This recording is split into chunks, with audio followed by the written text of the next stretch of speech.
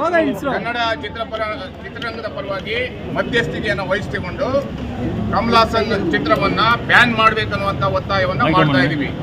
Ban ಮಾಡಿಲ್ಲ ಅಂದ್ರೆ ಯಾವುದೇ ಮಾಲ್ಗಳಲ್ಲಿ ಥಿಯೇಟರ್ಗಳಲ್ಲಿ ಚಿತ್ರ ಬಿಡುಗಡೆ ಆಗ್ಲಿಕ್ಕೆ ಕರ್ನಾಟಕ ರಕ್ಷಣಾ ವೇದಿಕೆ ರಾಜ್ಯವ್ಯಾಪಿ ಅವಕಾಶವನ್ನ ಕೊಡಲ್ಲ. ನಿನ್ನೆನೂ ಸಹ ಅವರು ಕಾರ್ಯಕ್ರಮವನ್ನ ಸಮಯವನ್ನ ಬದಲಾವಣೆ ಮಾಡಿ ನಮಗೆ ದಾರಿ ತಪ್ಪುವಂತ ಕೆಲಸ ಮಾಡಿದ್ದಾರೆ.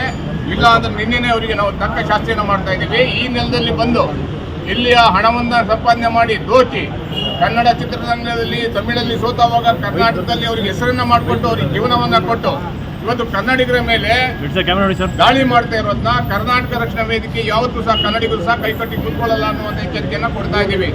ಕನ್ನಡ ಸಿನಿಮಾ ಸ್ವರ್ಗೋಗ್ತಾ ಇದ್ರು ಸಹ ನಾವು ಬೇರೆ ಭಾಷೆಯವರ ಸಿನಿಮಾವನ್ನ ಧಾರಾಳವಾಗಿ ಕರ್ನಾಟಕದೊಳಗಡೆ ಬಿಟ್ಕೊಂಡಿದ್ದೀವಿ. ಸರ್ಕಾರ ಮತ್ತು ವಾಣಿಜ್ಯ ಮಂಡಳಿ ಇದರ ಮಧ್ಯಸ್ಥಿಕೆಯನ್ನು ವಹಿಸಿ ಈ ಕೂಡಲೇ ಆ ಸಿನಿಮಾವನ್ನ ಬ್ಯಾನ್ ಮಾಡಬೇಕು.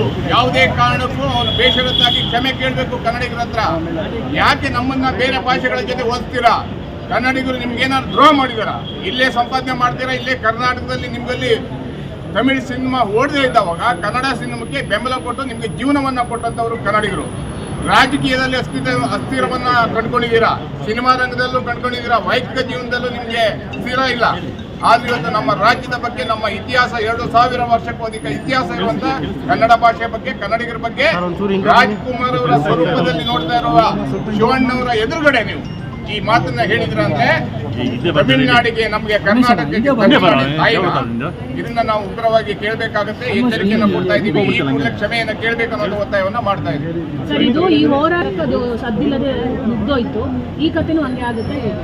ಬೇಷರತ್ತಾಗಿ ಕ್ಷಮೆ ಕೇಳಬೇಕು. ಕೇಳಿಲ್ಲ ಅಂದ್ರೆ ಹಿಂದೆ ಅನೇಕ ಸಿನಿಮಾಗಳನ್ನ ತಡೆ ಹೊಡಿದೀವಿ ಪ್ರಾಣವನ್ನ ಕೊಟ್ಟು. ಧೂಮ್ ಸಿನಿಮಾ ಕನ್ನಡ ಚಿತ್ರರಂಗಕ್ಕೆ ಕನ್ನಡ ಹೋರಾಟಗಾರ ಕೊಡುಗೆ ಅಪಾರ ಇದೆ.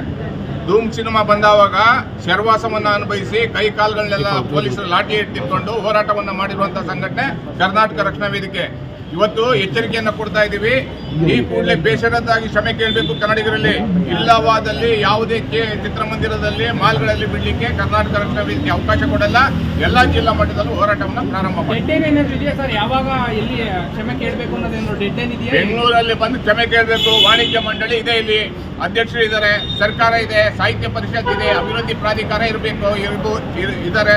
ಎಲ್ಲರೂ ಸಹ ಉಸಿರನ್ನ ಎತ್ತಬೇಕು. ಕನ್ನಡಿಗರ ಚಿತ್ರಗಳಿಗೆ ಇಲ್ಲಿ ಕರ್ನಾಟಕದಲ್ಲಿ ಅವಕಾಶ ಇಲ್ಲ. ಬೇರೆ ಭಾಷೆ ಚಿತ್ರಗಳಿಗೆ ಮಣೆ ಹಾಕ್ತಾ ಇದ್ದಾರೆ, ಮಾಲ್ಗಳಲ್ಲಿ ಕೊಡ್ತಾ ಇದ್ದಾರೆ. ಎರಡು ವಾರ ಓಡಿದ್ರೆ ಎತ್ತಾಗ್ತಾರೆ ಬೇರೆ ಸಿನಿಮಾ ಬಂತಂದ್ರೆ. ಇದನ್ನೆಲ್ಲ ಕೇಳೋರು ಯಾರು? ಅದಕ್ಕೆ ಸುಮ್ಮನೆ ಮಾತಲ್ಲಿ ಹೇಳಿದ್ರೆ ಆಗಲ್ಲ, ಕಾರ್ಯರೂಪಕ್ಕೆ ಬರ್ಬೇಕನ್ನೋದು ಒತ್ತಾಯವನ್ನ ಮಾಡ್ತಾ ಇದ್ದಾರೆ. ಒಂದು ಮೊಬೈಲ್ ಬೈಟ್ ಮುಖಾಂತರನೋ ಅಥವಾ ಎಲ್ಲೆಲ್ಲೋ ಚೆನ್ನೈಯಲ್ಲೋ ತಮಿಳುನಾಡಲ್ಲೋ ಇದ್ದು ಕಾಣಿಸಿದ್ರೆ ತಾವು ಒಪ್ತೀರಾ ಹೇಗೆ? ಖಂಡಿತವಾಗ್ಲೂ ಅದನ್ನ ಒಪ್ಪೋಕ್ಕಾಗಲ್ಲ. ಕರ್ನಾಟಕದ ವಾಣಿಜ್ಯ ಮಂಡಳಿಗೆ ಬಂದು ತಪ್ಪಾಯ್ತು ಕನ್ನಡಿಗರಲ್ಲ ಅಂತಲ್ಲಿ ಕೇಳಿದ್ರೆ ಅವ್ರ ಚಿತ್ರಕ್ಕೆ ಅವಕಾಶವನ್ನ ಮಾಡಿಕೊಡ್ಬೇಕು. ಇಲ್ಲವಾದ್ರೆ ಅವಕಾಶ ಮಾಡಿ ಕೊಡಬಾರದು ಅನ್ನೋದು ಒತ್ತಾಯವನ್ನ ಮಾಡ್ತಾ ಇದ್ದೀವಿ.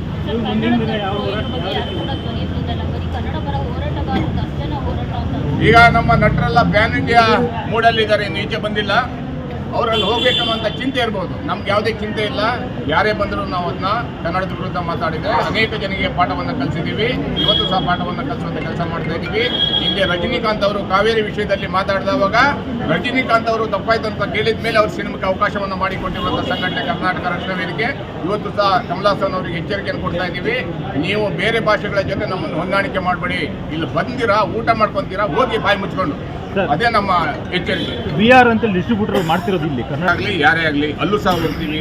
ಯಾರು ಸಹ ಅದನ್ನ ಬಿಡುಗಡೆ ಮಾಡಬಾರ್ದು ಅನ್ನೋದು ಮಾಡ್ತಾ ಇದ್ದೀವಿ. ನಾನು 86 kg ಇದ್ದವಳು 71 kg ಬಂದಿದ್ದೀನಿ. ವಯಸ್ಸಾದ್ಮೇಲೆ ಸ್ಮಾರ್ಟ್ ಆಗಿ ಕಾಣ್ತೀರಾ ಅಂದ್ರೆ ಜಿನ್ನಿ. 126 kg ವೇಟ್ ಇದೆ. ನಾವು ಈಗ 114 kg ಲೆಕ್ಕ ಬಂದಿದ್ದೀವಿ. ಯಾವುದೇ ಸೈಡ್ ಎಫೆಕ್ಟ್ ಆಗಿಲ್ಲ. 84ರಿಂದ 50 kg ಬಂದೆ. ಆಮೇಲೆ ಸಣ್ಣಗೆ ಫಿಟ್ ಆಗಿದ್ದೀನಿ. ಅದಕ್ಕೆ ನಾನು ಯೂಸ್ ಮಾಡ್ತಾ ಇರೋದು ಜೀನಿ ಸ್ಲಿಮ್. ಬೆಂಗಳೂರಿನ ಬೆಸ್ಟ್ ನೀಟ್ ಕೋಚಿಂಗ್ ಅಕಾಡೆಮಿ ಅಂದ್ರೆ excellence NEET academy. NEET crash course and NEET long term coaching admission ಪ್ರಾರಂಭ.